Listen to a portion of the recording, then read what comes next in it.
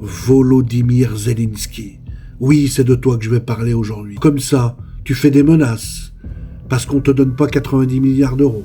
La France, t'as pas assez donné d'argent. L'Union européenne s'organise, s'est organisée avant pour te donner du pognon, et c'est organisé aussi pour faire travailler 2 ans de plus les retraités. Toi, tu demandes des milliards d'euros.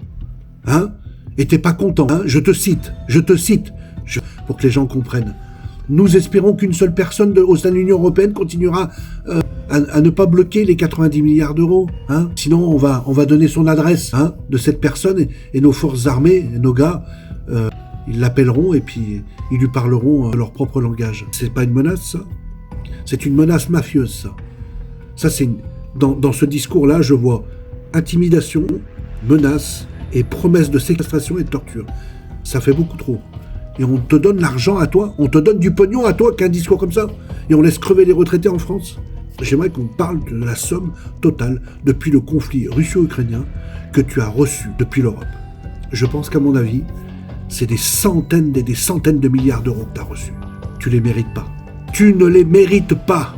Mais ce qui me fait encore plus vomir, c'est que l'Union européenne puisse encore te donner du crédit et de l'importance. Jusqu'à quand la France va accepter de faire partie encore de l'Union européenne? Question, elle a déjà été posée. Et une réponse a déjà été donnée. Plus jamais. La vraie question qui se pose maintenant, c'est comment on sort de cette putain d'Union européenne. Frexit, c'est pas la peine de parler de Frexit. Là, vous me parlez de loi, de machin, il n'y a plus de loi. Les lois, ça passe plus, ça sert plus à rien. On n'est plus écouté. Sur le plan politique, il n'y a aucune alternative. Tant que ce pouvoir est tenu par Van der Leyen et Emmanuel Macron. Alors on fait comment pour sortir de l'Union européenne? On prend notre mal en patience, on attend 2027.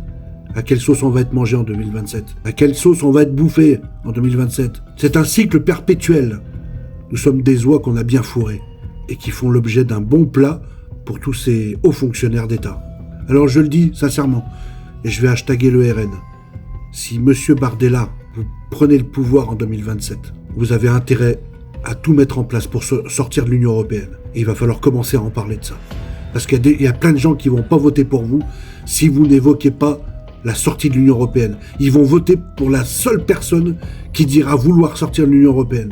Monsieur Bardella, votre politique est une bonne solution pour retrouver la souveraineté en France. Et je vous parle à vous, mais il n'y a pas que vous. Je parle de Sarah Knafo aussi, qui fait une campagne extraordinaire pour être maire de Paris. D'ailleurs, elle va être maire de Paris. Ça, c'est incontestable, vu la campagne qu'elle mène, et vu ses discours qui sont factuels, précis, nets et réels. Bon, pour l'instant, elle ne parle que de Paris. Elle ne parle pas de la France. Mais je la verrai bien au gouvernement, comme ministre du budget, elle. Ou Jean-Philippe Tanguy, qui est excellent. Philippe de Villiers, qui est excellent. Il n'y en a qu'un qui a parlé de sortir de l'Union européenne, c'est Charles Gave. Pour l'instant, je ne vous entends pas, vous, dire « nous voulons sortir de l'Union européenne ». Je n'ai pas entendu dire quelqu'un « si nous prenons le pouvoir en 2027, nous sortons immédiatement de l'Union européenne ».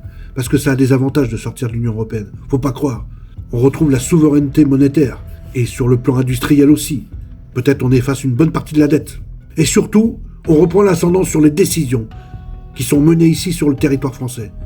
Sur l'immigration et sur les flux monétaires. Sur le flux monétaire. D'accord? Sur tout ce qui sort du pays.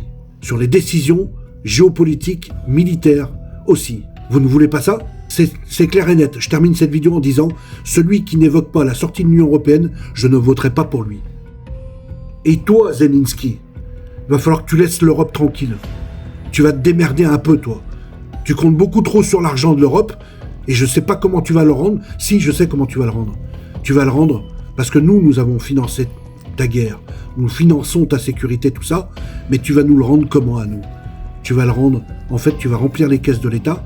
Tu as peut-être signé un contrat avec les dirigeants, mais nous, les Français, tu n'as pas signé un contrat pour nous. Parce que les dirigeants ne vont rien nous donner, nous. Nous, on a permis ta richesse, mais en retour,